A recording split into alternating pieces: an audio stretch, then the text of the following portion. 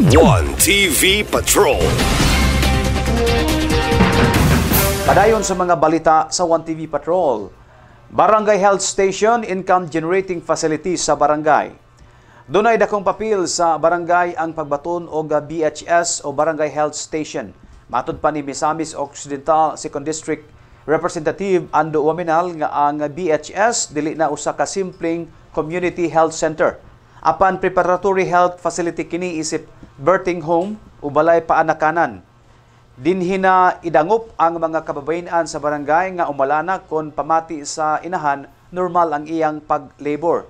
Apan gipasabot sa kongresista nga dili madali ang proseso kon mutanyag kini og birthing home gumikan kay kinahanglang aduna kini regular nga doktor og mga trained personnel nga moistasyon.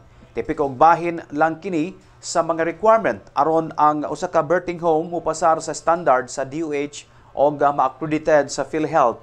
Gumikan kay dinhi maningil sa bayad ang birthing home o baka pabayran sa Asinso-free hospitalization assistance.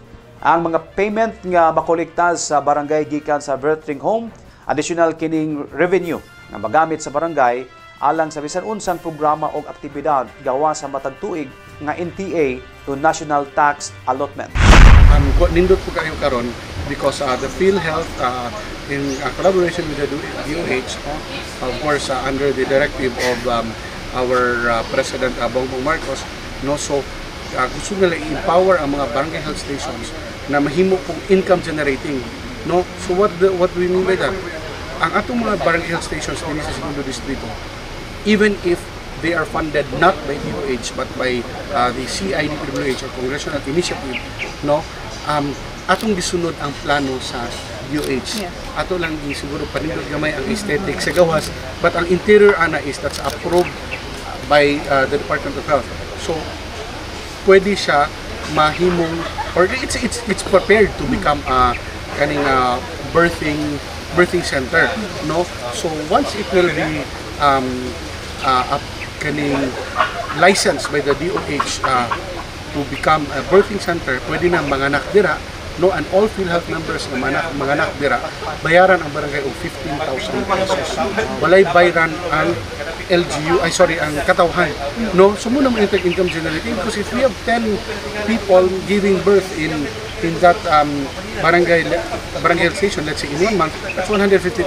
Nya pila ra ang gasto sumukita ang barangay, that can be used also for the development of the barangays, whether health related or for infra development. It can be used because may autonomy ang barangay to spend their funds, mahulog man ang income nila, no. So muna nga ato yung empower ang ato ang mga barangay officials, ang DHWs na kinahanglan mahimong operational, no, kay under the law, no, under the local government code of 1981, no, devolved naman to the LGUs ang operation, ang pag-operate and pag-manage sa mga barangay health stations. However, in reality, syempre dili pa kaayo gyud makaya sa ato ang after 34 years, no, of the LGC 1991 local government code.